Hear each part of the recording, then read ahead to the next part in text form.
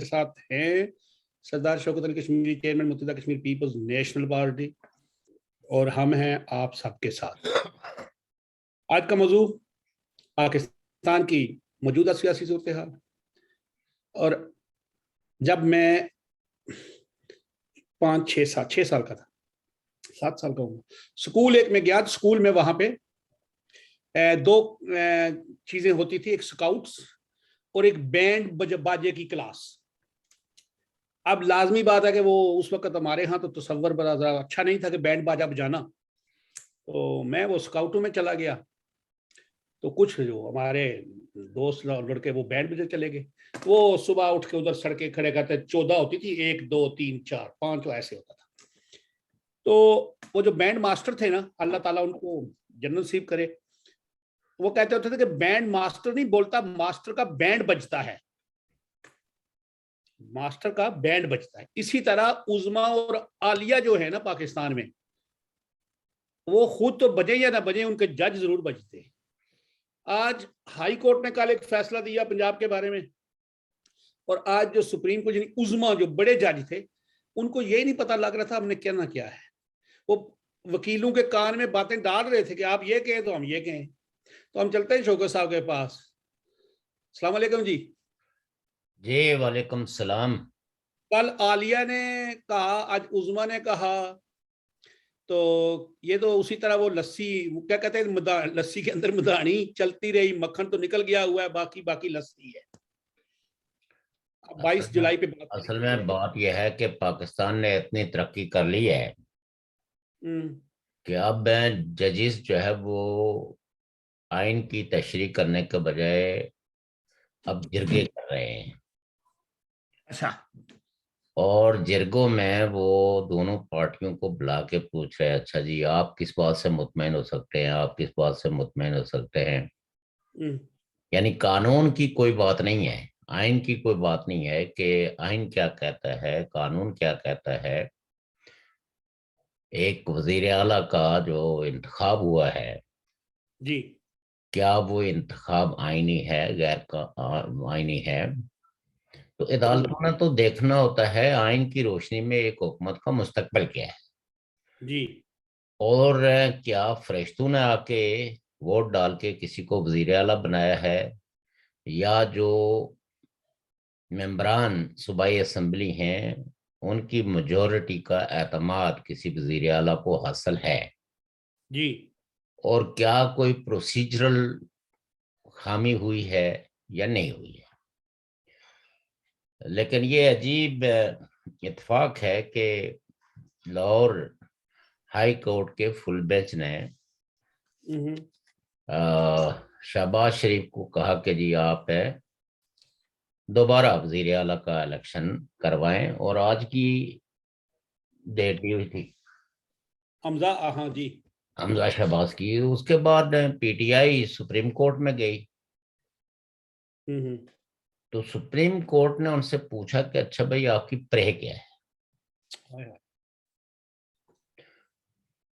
تو پرے انہوں نے کہا کہ جی ہم شہباز شریف کو، حمزہ شہباز کو وزیر اعلیٰ نہیں مانتے۔ تو اس نے کہا لیگل پوائنٹ پہ بات کریں، پھر نہیں مانتے ہیں تو اس کی کیا قانونی پوزیشن کیا ہے۔ جی، بہرحال وہ قانون شانون تو کسی نے بھی ڈسکس نہیں کیا۔ اچھا، لیکن سپریم کورٹ نے ایک جرگہ برادری کی، اور اس جرگہ برادری میں اتفاق اس بات پہ کرایا، تھریٹ دے کے، دھمکی دے کے، جس طرح جرگے میں ہوتا ہے کہ اگر آپ دونوں نہیں مانیں گے تو ہم جو فیصلہ کریں گے وہ شاید دونوں کو ہی نقصان پہنچا دے۔ اور یہ پریکٹیکلی سپریم کورٹ کے ججز نے ان کو تھریٹ کیا کہ اگر آپ کوئی اتفاق کے رائے نہیں کرتے تو پھر ہم جو فیصلہ کریں گے وہ آپ دونوں کے یا کسی ایک کے نقصان میں ہوگا۔ تو پھر دونوں فریقین نے کہا کہ جی ٹھیک ہے، حمزہ شہباز جو ہے وہ عبوری وزیر اعلیٰ رہیں، اور جب پنجاب کے جو ضمنی الیکشنز ہیں 17 جولائی کو وہ الیکشن ہو جائیں، ان کے نتائج آ جائیں، تو غالباً 20 یا 22 کو 22 کو دوبارہ الیکشنز کروائیں گے۔ جی یہ جرگے کا فیصلہ ہے، یہ کسی کورٹ کا فیصلہ نہیں ہے۔ نہیں، تو یہ ترقی ہوئی ہے پاکستان میں کہ جو عدلیہ ہے، جسے عدالت العظمیٰ کہتے ہیں، جی اس نے ایک جرگہ برادری کرائی ہے، اور جرگے کو میں اتفاق کے رائے پیدا کرنے کے لیے تھریٹ دی ہے، کا اور نہ سہارا مانے لیا تو یہ ہو جائے گا۔ ہے۔ ہوں، تو یہی ہوا، پھر وہ ٹائم فش ہو گیا۔ تو اب یہ ہے کہ حمزہ شہباز جو ہے وہ اس مدت کے لیے تو وزیر اعلیٰ رہیں گے آئینی طور پر بھی، اور ان کے سارے اختیارات رہیں گے۔ البتہ یہ ہے کہ ضمنی الیکشنز کے نتائج آنے کے بعد وزیر اعلیٰ کا انتخاب دوبارہ ہوگا، بشرطے کہ ان ضمنی انتخابات کے نتائج کو کوئی ایک اگر اب میرا سوال ایک اور ہے چھوٹا سا، جی جی جی جی اگر 17 کو الیکشن ہوتے ہیں تو پھر کوئی ہر 2 میں سے ایک فریق وہ نتیجے نہ مانے گا، پھر جرگہ بیٹھے گا؟ دیکھیں، امکان جو ہے نا وہ اس بات کا ہے کہ اگر یعنی نون لیگ کا جو بھی ہوگا، اگر فرض کرے کہ ان ضمنی الیکشنز میں نون لیگ ہار جاتی ہے جی، تو ان کے پاس تو نہ ماننے کا دوسرا کوئی آپشن ہی نہیں ہے۔ کیوں کہ سپریم کورٹ کے اور ہائی کورٹ کے ججز کا جو ٹلٹ ہے وہ بہت واضح ہے۔ البتہ اگر پی ٹی آئی ہار جاتی ہے اور وہ یہ کہتی ہے کہ ان الیکشنوں میں دھاندلی ہوئی ہے اور ہم نہیں مانتے، اور پھر وہ بائیکاٹ کر دیتے ہیں، یا پی ٹی آئی کے جو ممبران صوبائی اسمبلی ہیں ان سے ریزائن کروا دیا جاتا، تو پھر کیا پوزیشن ہوگی؟ تو ظاہر ہے کہ یہ ایک ایسی کیفیت ہے جس میں آپ کہہ سکتے ہیں کہ نہ صرف کانسٹیٹیوشنل بحران ہے ابھی بھی، اور کانسٹیٹیوشنل بحران میں اس لیے کہتا ہوں کہ چونکہ سپریم کورٹ غیر ضروری طور پر مقننہ کے معاملات میں مداخلت کر کے تو اپنے آپ کو ریلیونٹ بنانے کی کوشش کر رہے ہیں، اور غالباً وہ یہ احساس دلانا چاہتے ہیں پاکستان کے 22 کروڑ لوگوں کو کہ اگر فوج جو ہے وہ یہاں کے امور میں سپریم اتھارٹی ہے تو ہم بھی ایک اتھارٹی ہیں، لہٰذا اگر آپ لوگ جو ہے وہ فوج کی اور جنرلوں کی اپیزمنٹ کرتے ہیں تو آپ کو ہماری بھی اپیزمنٹ کرنی ہوگی اور ہماری کنسرنز کو بھی ایڈریس کرنا ہوگا۔ کیونکہ آپ کو پتہ ہے کہ پاکستان میں کے جو معاشی بحران ہے، اس معاشی بحران میں کئی ایک تجاویز جو ہے وہ کچھ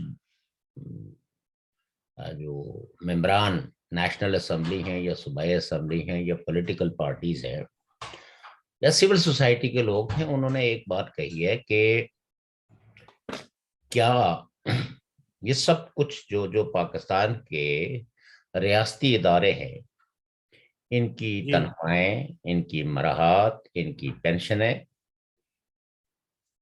یہ کسی قانون کے دائرے میں رہیں گی، یا ہر ادارہ جو ہے وہ اپنے تئیں اپنی تنخواہیں بڑھانا، اپنی پنشنیں جو ہے وہ اپنی تنخواہوں کے برابر رکھنا، اور پھر مفت پیٹرول اور مفت ساری چیزیں لینا؟ یہ ایک غریب ملک ہے جس کی معیشت جو ہے وہ صرف آئی ایم ایف کے قرضوں پہ چل رہی ہے، اس کو زیب دیتا ہے۔ اور غالب امکان یہ تھا کہ شاید کچھ اس طرح کے فیصلے کیے جائیں کہ کچھ مراحت، جیسے بیوروکریٹس کی کچھ مراحت کو کم کیا گیا ہے، مثلا 40% پیٹرول اور پتہ نہیں کچھ اور بھی چیزیں وہ کی ہیں۔ تو سپریم کورٹ کے ججز کو بھی یہ خطرہ لاحق ہو گیا کہ کہیں ایسا نہ ہو کہ حکومت ایک فیصلہ سپریم کورٹ کے یا جوڈیشری کے ججز کے حوالے سے بھی کر لے، کیونکہ دنیا کے کسی ملک میں یہ قانون موجود نہیں ہے کہ جتنی آپ تنخواہ لیں گے اسی تنخواہ کے برابر آپ کی پینشن ہوگی، اور آپ ٹیکس سے مستثنا ہوں گے، آپ کی نہ تنخواہ پہ کوئی ٹیکس ہوگا نہ آپ کی پینشن پہ کوئی ٹیکس ہوگا۔ اور جو مراحت ہیں وہ تو یورپ میں بادشاہوں کو بھی حاصل نہیں ہے جو پاکستان کی اعلیٰ عدلیہ کے ججز کو حاصل ہیں۔ اور اس میں جسٹس قاضی فائز عیسیٰ نے بھی یہ کہا کہ یہ زیب نہیں دیتا سپریم کورٹ کے ججز کو کہ وہ پلاٹ لیں اور وہ اس طرح کی چیزیں اور خود سے ڈکٹیٹ کریں کہ ان کی پینشنوں میں اس طرح کا وہ ہونا چاہیے۔ تو اس لیے یہ ہے کہ ججز نے موجودہ حکومت کو تو ایک بہت بڑے دباؤ میں لے آئی ہے، اور اس میں کوئی شک و شبے کی بات نہیں ہے کہ جو موجودہ حکومت ہے یا اس کی جو اتحادی پارٹیاں ہیں وہ نہ صرف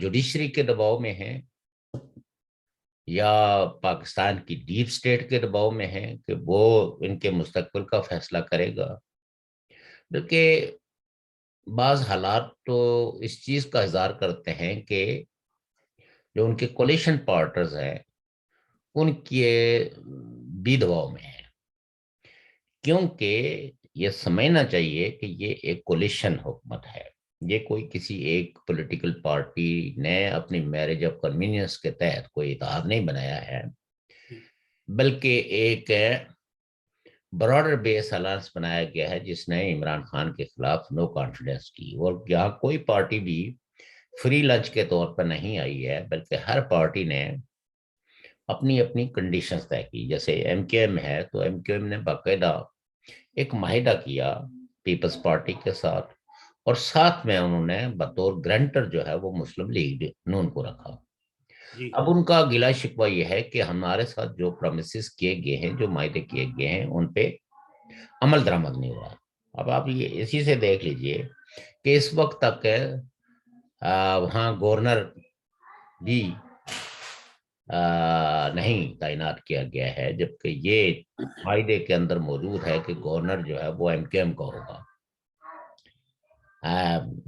وفاقی کابینہ کے اندر تو ان کے لوگوں کو لے لیا گیا ہے، لیکن جو الیکشنز اور کانسٹیچوئنسیز سے متعلق ان کی باتیں تھی، تو ابھی تک آپ یہ کہہ سکتے ہیں کہ سندھ کی سطح پہ کوئی زیادہ انڈرسٹینڈنگ ان دو اتحادی جماعتوں میں نہیں ہے۔ جو مرکز میں تو حکومت کا حصہ ہے، لیکن سندھ کے اندر ان کے اختلافات اسی طرح کے ہیں۔ پہلی بات یہ ہے اصولی طور پر اس طرح کے اتحاد ایک حکومت کے خاتمے کے لیے معرض وجود میں آنے ہی نہیں چاہیے جو کنڈیشنل ہوں۔ ایک ہوتا ہے کہ براڈر بیس، جیسے پی ڈی ایم بنا تھا تو انہوں نے کچھ 25-26 نکات رکھے تھے کہ بھئی ہم ان مقاصد کے حصول کے لیے اس الائنس کو بنا رہے ہیں۔ اس میں ایک نقطہ یہ بھی تھا کہ عمران خان صاحب کی حکومت کا خاتمہ۔ تو کانسٹیٹیوشنلی تو حکومتوں کے خاتمے کے لیے ظاہر ہے کہ جو ہاؤس پرائم منسٹر کو الگ کرتا ہے وہ ہاؤس ہی پرائم منسٹر کی چھٹی کر سکتا ہے، باقی کوئی احتجاج کے دباؤ میں یا کسی اخلاقی برتری کو برقرار رکھتے ہوئے کوئی پرائم منسٹر جو ہے اپنے عوام کے احتجاج کے سامنے جھک کے تو وہ ریزائن کر دے تو وہ ایک الگ بات ہے۔ تو پاکستان کے جو پولیٹیکل کرائسس ہیں وہ جس نیچ پہ پہنچ چکے ہیں وہ تقریباً اس طرح لگتا ہے کہ ان ریزالویبل ہو گئے ہیں۔ کہیں بھی کوئی ایسا نقطہ نہیں ہے جس میں کہ ان پولیٹیکل پارٹیز میں کوئی صلح ہو جائے گی، کوئی انڈرسٹینڈنگ پیدا ہو جائے گی کہ بھئی حکومت کے نظام کو کیسے چلانا ہے۔ میں آپ کو ایک مثال دوں کہ کل پرسوں جو ہے وہ اسلام آباد کے اندر جو پالیسی انسٹیٹیوٹ ہے اس میں ایک کانفرنس تھی جس میں عمران خان صاحب بھی موجود تھے اور بہت سارے اور لوگ بھی۔ تو وہاں کا ایک ریئیکشن ہوا ہے۔ اچھا، اس میں جو ایاز میر صاحب نے صحافی، ہاں جی جی، ان کو لاہور میں مارا ہے کسی نے، لوگوں نے، اور ان کا موبائل فون بھی لے گئے اور پرس ورس بھی۔ انہوں نے پرسوں بڑا وہ عمران خان صاحب کو کرٹیسائز کیا تھا کل परसों उसी जगह। नहीं, उन्होंने इमरान खान साहब को एज सच क्रिटिसाइज नहीं किया, फ्रैंकली स्पीकिंग। उन्होंने तो क्रिटिसाइज जो बेसिकली नवाज शरीफ साहब को किया, बेनजीर भुट्टो साहिबा को किया, और वो उनकी तनकीद तो मेरे ख्याल में सभी पे थी। जी जी। इमरान खान साहब के साथ तो उन्होंने ज़मनन अच्छा अच्छा अच्छा। वो कहा कि आप को मजा आया है एक्सटेंशन देने का। अच्छा अच्छा अच्छा अच्छा अच्छा अच्छा। उन्होंने तो सिर्फ एक्सटेंशन का ताना दिया इमरान खान को कि ये आपकी दी हुई एक्सटेंशन का आउटकम है।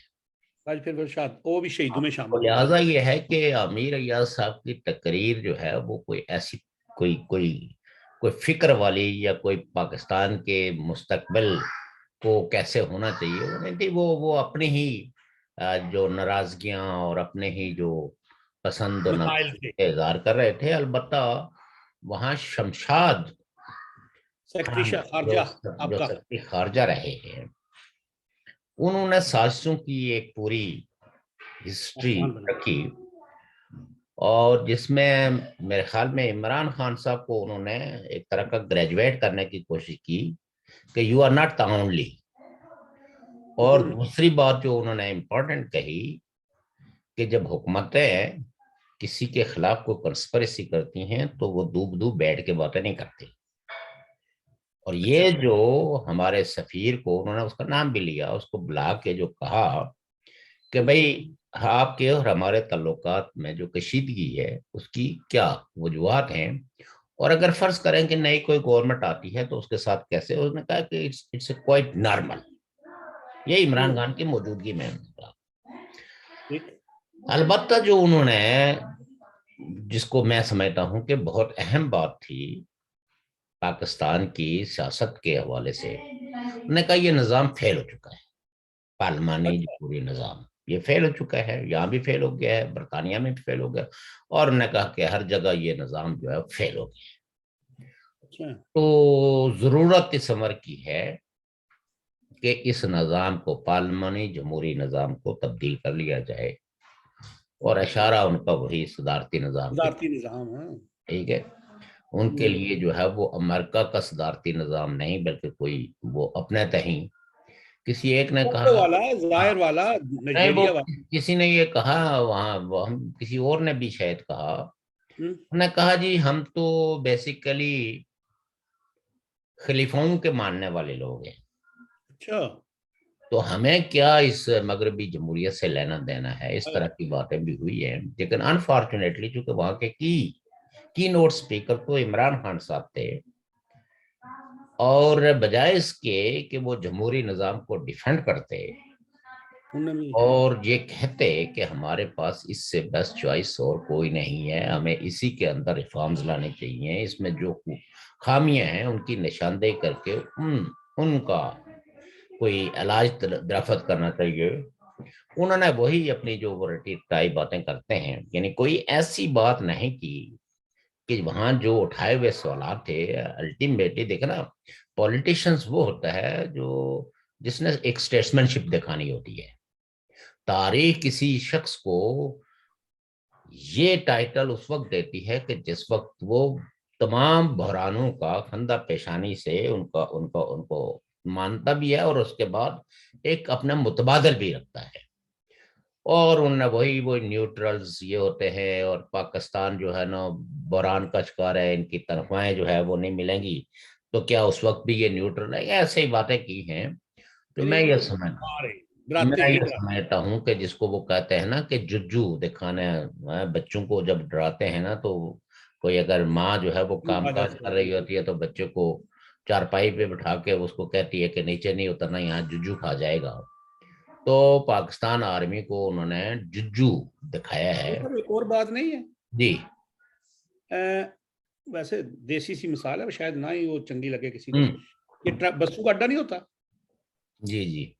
वहां पे वो जो ना ट्रांसपोर्टरों के ग्रुप बने होते हैं, वो एक अड्डा इधर बनाया होता है कि इधर वो फीस लेते हैं बसों की, कोई इधर बदमाशी करता है, कोई इधर करता है, सवारियां छीन लेते हैं, इस तरह करते हैं। हम्म। पाकिस्तान अब वो अड्डा बन चुका है। जज हैं वो अपनी मैं बदमाशी तो नहीं कहता था, तोहिन लग जाती ये लेकिन अपना पूरी ताकत का दिखाना चाहते हैं कि हम ये हैं, हमारे पास ये है, نہیں دیکھیے بات یہ ہے کہ آپ کہیں یا نہ کہیں، میں یہ سمجھتا ہوں کہ جن کے پاس بھی کوئی اختیار ہے آہ، وہ اپنے اس اختیار کو بدماشی کے ذریعے منوانا چاہتا ہے، بالکل اور یہ دیکھے بغیر کہ آیا جو کانسٹیٹیوشن ہے وہ مجھے کیا اختیار دیتا ہے کیا نہیں دیتا، لیکن وہ اس اختیار سے بڑھ کے تو اپنے آپ کو ایک سپرم اتھارٹی کے طور پہ منوانا چاہتے ہیں۔ اب آپ مجھے یہ بتائیے کہ جب دو شخص ہیں، ایک کا نام حمزہ شہباز ہے اور دوسرے کا نام پرویز الہی ہے، جب ان کے وکلا موجود ہیں تو ججوں کو کیا پرویز الہی صاحب کی شکل دیکھنی ہے یا حمزہ شہباز کی؟ آپ کو تو لیگل نکات میں ان کے نمائندے موجود ہیں، آپ ان سے پوچھیں۔ اور پھر یہ کہ جو عمران خان صاحب کے وکیل تھے یا پی ٹی آئی کے وکیل، ان کو کہتے ہیں کہ آپ عمران خان صاحب سے مشاورت کر لیں کہ وہ کیا کہتے ہیں وہ کیا چاہتے ہیں۔ اور وہ چاہتے کیا ہے۔ تو اس سے آپ کو اندازہ ہو جانا چاہیے کہ پاکستان نے کتنی ترقی کی ہے، اور اب ترقی کرتے کرتے جرگا سسٹم پہ وہاں کی اعلیٰ عدالتیں آ گئی ہیں،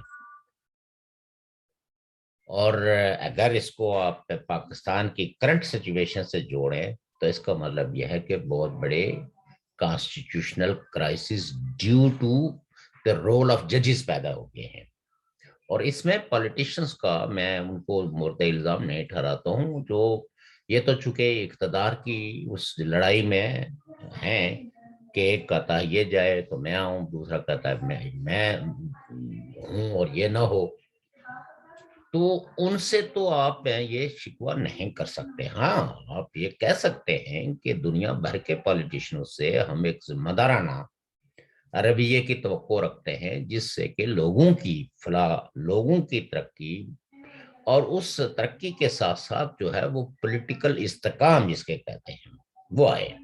انفارچونیٹلی پاکستان میں تو سیاست دانوں نے وہ اسٹیٹسمنٹ شپ تو کبھی دکھائی نہیں ہے، اگر کوئی ایک دکھاتا ہے تو دوسرا نہیں دکھاتا، دوسرا دکھاتا ہے تو وہ جو اسٹیٹمنٹ شپ دکھانے کی کوشش کرتا ہے اس کو کمزوری سے تعبیر کیا جاتا ہے۔ کوئی اگر کوئی اچھی رائے دے جس سے کوئی ہمانگی ڈیولپ ہو سکتی ہے تو اس کو بھی کمزوری سے معمور کیا جاتا ہے۔ تو سو دیٹ آج آپ بتو وہ جو پیشن گوئیاں کرنے والے لوگ ہیں وہ بھی اب یہ کہتے ہیں کہ پاکستان میں سول وار جو ہے وہ انیویٹیبل ہے، اس کو روکا نہیں جا سکتا، اور یہ یہاں خون کی ندیاں بہانے کی تیاریاں کی جا رہی ہیں۔ اب آپ یہ دیکھیے کہ اگر ایک جرنلسٹ کے گھر سے اگر 2 منٹ کے لیے پولیس کی یہ سٹیٹمنٹ درست تسلیم کر لی جائے، تو اگر ایک صحافی کے گھر سے جو اصلاح کی تفصیل دی گئی ہے وہ درست ہے، تو اس معاشرے کا جو جتنی بھی انہوں نے لیجسلیشن کی ہے ایف اے ٹی ایف سے نکلنے کے لیے، تو وہ تو سارا کچھ جو ہے وہ ایک کاغذی کارروائی کے علاوہ اور کچھ بھی نہیں ہے۔ تو Pakistan is in fact in a critical position. میں یہ نہیں کہتا کہ پاکستان ٹوٹنے کی طرف جا رہا ہے، کیونکہ ٹوٹنے کے لیے جن حالات کی ضرورت ہے، کل بھی ہم نے کہا تھا کہ وہ سارے فیکٹرز یہاں موجود ہیں، لیکن اس کے اڑوس پڑوس میں بیٹھے جو ممالک ہیں وہ پاکستان کو ٹوٹنے نہیں دینا چاہتے، ان کے اپنے مفادات ہیں، اور اپنے مفادات میں وہ چاہتے ہیں کہ یہ ملک ہے چاہے سانسیں اکھڑتی سانسوں کے ساتھ بھی رہے لیکن رہے ضرور، کوئی عوام کو نجات دلانے کے لیے کردار ادا نہیں کرنا چاہتا۔ جیسے کچھ ملکوں نے جو قرضے دیے ہیں، لونز دیے ہیں، تو اب یہ دیکھیں کہ کل جو ہے وہ ڈالر سے 208 پہ تھا، آج پھر جمپ کر کے 212 پہ چلا گیا ہے، اور جو امپورٹ ہے، ایکسپورٹ ہے، وہ ابھی تک اس کے لیے کوئی ایسے شواہد نہیں ہے کہ جس سے پاکستان کی ایکسپورٹ کے بڑھنے کے کوئی امکانات ہیں، چونکہ انٹل اینڈ انلیس کے ملک کے اندر پولیٹیکل سٹیبلٹی نہیں ہوتی تو پھر جو ہے وہ تعلقات بھی ٹرانزٹ میں چلے جاتے ہیں۔ باہر جو ملک کہیں اگر آپ سے کوئی ہمدردی رکھتے ہیں اپنے نیشنل انٹرسٹ میں، تو وہ ہمدردیاں بھی تھوڑی سی نیوٹرل ہو جاتی ہیں، اور وہ ان خدشات کا شکار ہو جاتے ہیں کہ جو کچھ ہم دے رہے ہیں اس کے واپس ملنے کے کیا امکانات ہیں، یہ ملک سروائیو کرے گا نہیں کرے گا۔ تو اس وقت جو پولیٹیکل سچویشن ہے اٹس اے ورسٹ، اور چونکہ اب لڑائی کا سارا جو محور اور مرکز ہے وہ پنجاب ہے۔ پہلے وقتوں میں یہ ہوتا تھا کہ تحریکیں دیگر صوبوں میں ہوتی تھی جو جمہوریت کے لیے ہوں یا بیٹرمنٹ کے لیے ہوں یا رول آف لا کے لیے ہوں یا سول سوسائٹی کی اسٹرینتھ کے لیے ہوں۔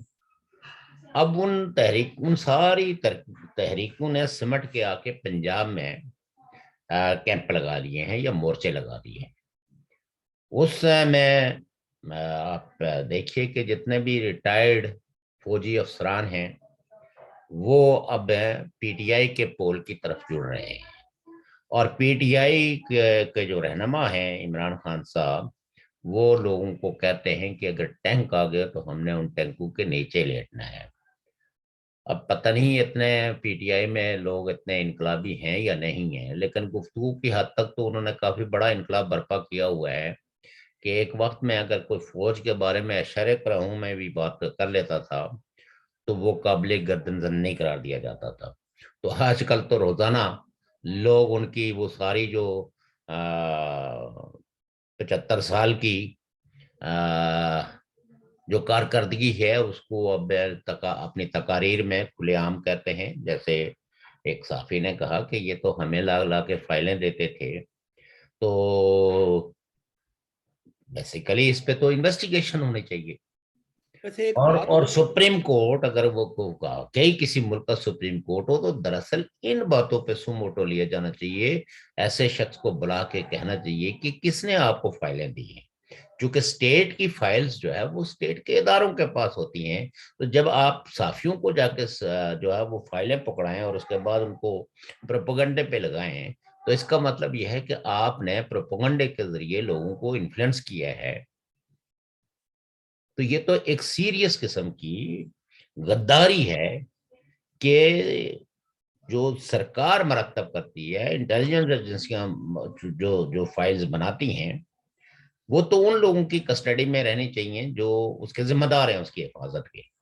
لیکن جب آپ وہی رپورٹیں جھوٹی سچی تیار کر کے کسی فرد کو اس کو ٹنائز کرنا چاہیں اور وہ آپ جا کے صحافیوں کو حوالے کریں، تو میرے خیال میں اگر پاکستان میں کوئی عدالتی نظام موجود ہے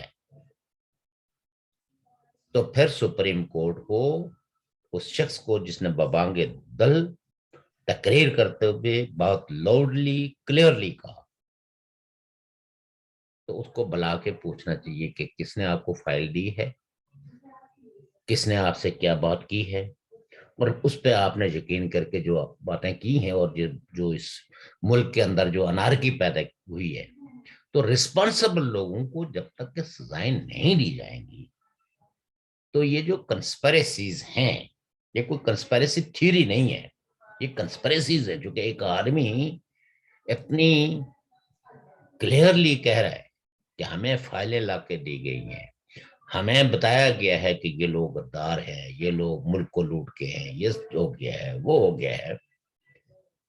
تو اب اگر اس پہ سپریم کورٹ جو ہے وہ ایسی چیزوں کو نظر انداز کرتا ہے تو اس کا مطلب یہ ہے کہ سپریم کورٹ کا کام صرف یہ رہ گیا ہے کہ وہ پردے ڈالے، جرگہ برادریاں کرے، اور جرگہ برادریاں کر کے تو دونوں پارٹیوں کو کہے کہ بھئی دیکھو نقصان ہو جائے گا دونوں کو، تو لہذا آپ لوگ صلح کر ایک بات اور ہے، لیں۔ جی جیسے آپ نے فرمایا کہ وہاں پہ تقریریں بھی اور وہ صدارتی نظام اور جو وہ کیا کہتے ہیں امیر المومنین اور وہ خلفاء اور وہ نظام ہوا۔ پاکستان کی عمر ہوگی 75 سال، 74 سال، 74 75 نہیں 75 ہوگی جی۔ یہ لگ گئی نہیں 14 اگست آنے والی ہے 75 سال۔ اس ملک کو 75 سال بعد یہ پتہ لگے کہ میرے لیے یہ نظام نہیں یہ نظام ٹھیک ہے، تو پھر اللہ ہی ان آپ سب کا ان کو یہ کہنا چاہیے، اگر ان کو ببانگ دل کہنا چاہیے کہ کلیکٹیولی وی آر فیل، ہم فیل ہو گئے ہیں، اور ہمارے جو سوچیں ہیں وہ اتنی ناقص ہیں کہ ہم 75 سالوں کے بعد بھی اس دنیا میں رہتے ہوئے ہم یہ طے نہیں کر سکے کہ ہم کیا ہے. پاکستان کے جو 22 کروڑ لوگ ہیں ان کے لیے کون سا نظام، کون سا پولیٹیکل نظام جو ہے وہ ان کو ترقی کی شرح پہ لے جا سکتا ہے. یہ تو ایک اجتماعی میں سمجھتا ہوں کہ خودکشی ہے جو کل جو لوگوں نے باتیں کی ہیں، اور ان باتوں کو انڈورس کرنے والی ایک پولیٹیکل پارٹی کا جو کل وزیر اعظم تھا اس نے انڈورس کیا ہے. یعنی انڈورس کرنے کا جب آپ ریپیٹل میں کوئی بات نہیں کہتے تو انڈورسمنٹ ہی ہے نا. ہاں بالکل. باقی وہ جو امیر ایاز نے کوئی ایسی بات نہیں کی، وہ تو وہی کچھ وہی ڈڑوار انہوں نے پی ٹی مطلب نون لیگ اور ان کو ٹکٹ نہیں دیا تو اس پہ ناراض ہیں. وہ اپنی ناراضگیوں کا اظہار کرتے رہتے ہیں. وہ کون سا کوئی عقل اور فہم اور فراست کی کوئی بات کرتے ہیں یا کوئی ایسی سجیشن دے رہے ہوتے ہیں کہ جس سے لوگ سنجیدگی سے بیٹھیں کہ یہ کوئی ایک ایسا بیانیہ ہے کہ جس پہ چل کے کچھ ہو سکتا ہے. ان سے تو اور یا مقبول جان کو پھر بھی آپ کہنا کہ کم از کم وہ ایک بیانیہ تو اس میں رکھتے ہیں. تو جی ان کی بات ابھی وہ محترم ہے چٹی داڑھی ہے انہوں نے خواب میں ہی سارا کوئی بیان کر دیا نا. ان کو اگلے دن کسی صحافی نے کہا جی آپ نے خواب بیان کیا. انہوں نے کہا جی خواب میں نے کہا تھا وہ خواب ایسے نہیں، وہ ایسے تھا، تو وہ تو میں نے جنرل باجوہ کے لیے ایسے کہا تھا اور فلاں کے لیے ایسا کہا تھا. مسئلہ یہ ہے نا کہ یہ تو ابھی خوابوں کی آپ بات. کو پتا ہے نا کہ خوابوں میں انہوں نے ملک بنا دیا، خوابوں میں انہوں نے اس کو ترقی کی معراج پہ پہنچا دیا، خوابوں میں انہوں نے ساری پولیٹیکل پارٹیز کو دہشت گرد اور غدار قرار دے دیا. خواب یہ تو ملک بنا ہی خوابوں کے لیے ہے. پرسوں ہم ایک نے بندے کو خوابوں میں کیا کیا کام نہیں کیے ہیں. پرسوں یعنی ایک مجھے بندے کو یہ بتائیں کہ پاکستان کی اشرافیہ نے خوابوں میں یعنی جو خواب انہوں نے بتائے ہیں لوگوں کو اس میں ہمیشہ اپنے آپ کو تو بہت برگزیدہ ثابت کیا ہے، کیونکہ خوابوں کی بھی تو اپنی ایک لمبی ہسٹری ہے نا. پرسوں آزاد کشمیر میں ایک بندے کو وہ بیمار تھا جیسا تھا، خواب کی وہ گاز ہوئی یا تو اس کو سزائے موت دے دی کہ توہین رسالت ہے. تو یہ تو پھر روزانہ تیسرے دن خوابیں دکھاتے ہیں. کبھی جنرل کیانی کو ہارون رشید نے خواب میں لے آیا رسول اللہ صلی اللہ دیکھیں جی علیہ وسلم. وہ اس واقعے کو بھی میں نے جو ہے نا میں چونکہ فردر ابھی تک ان پہ کیوں نہیں لگاتے؟ نہیں ان پہ تو لگ ہی نہیں سکتی نا.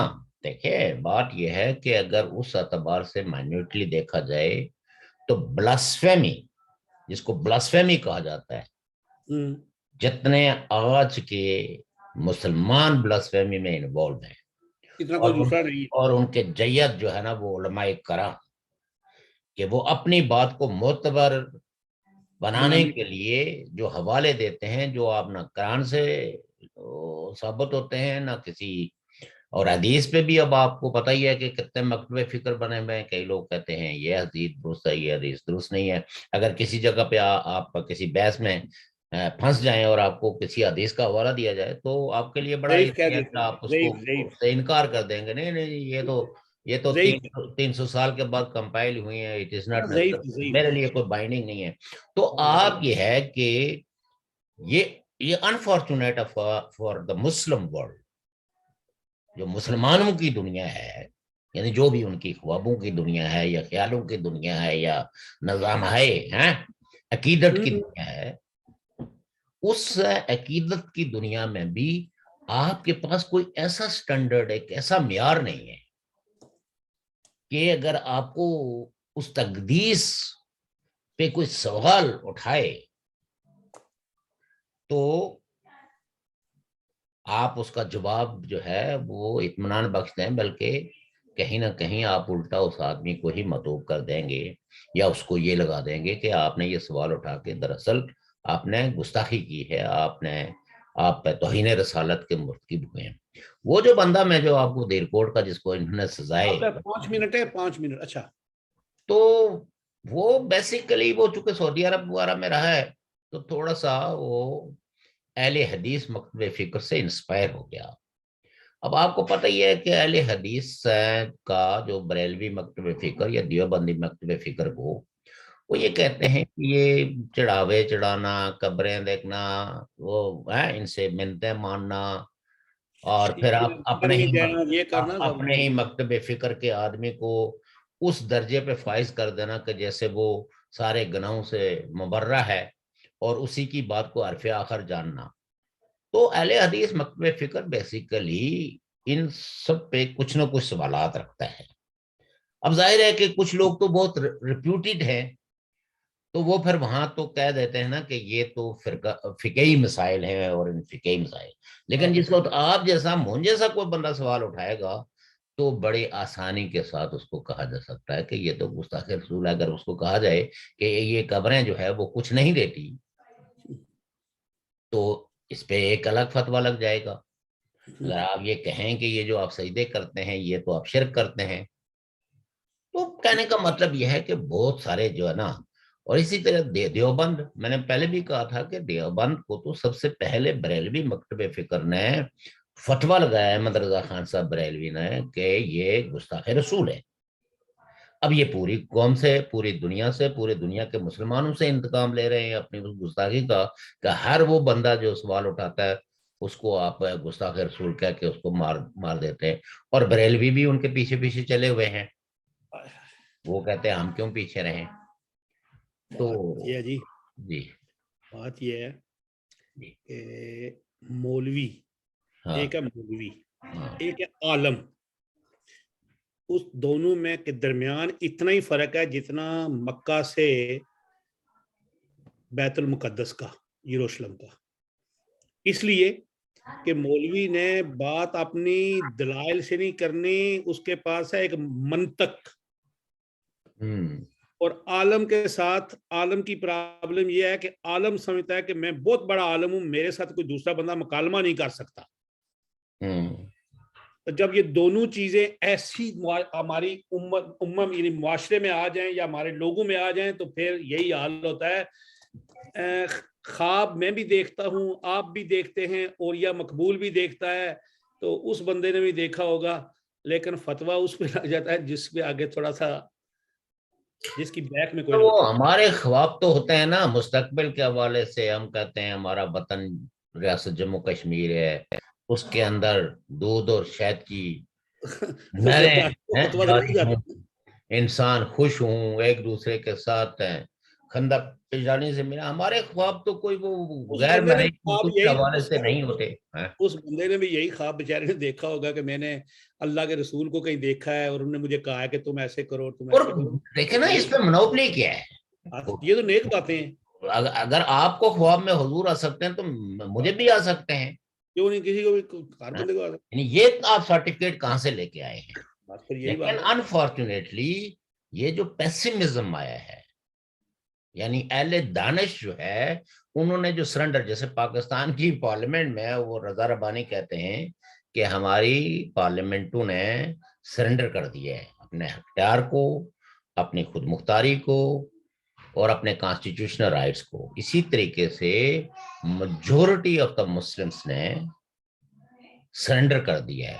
اور اب یہ ہے کہ جو جس کسی نے بھی کوئی ایک ڈگری ہے اس کے پاس تو وہ فتوے بانٹتا پھر رہا ہے, اور no body has right to challenge ہم. آخری منٹ ہے, جی معذرت چاہتا ہوں ناظرین و سامعین,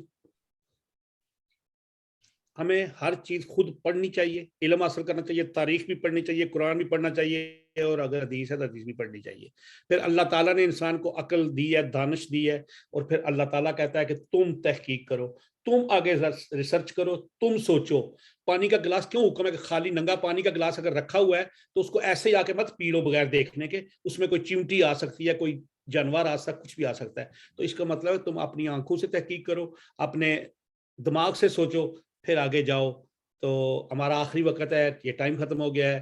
انشاءاللہ کل پھر ملیں گے شوکت صاحب کے ساتھ, اور میں آپ سب سے اللہ حافظ کہتا ہوں. بہت شکریہ. اللہ حافظ جی.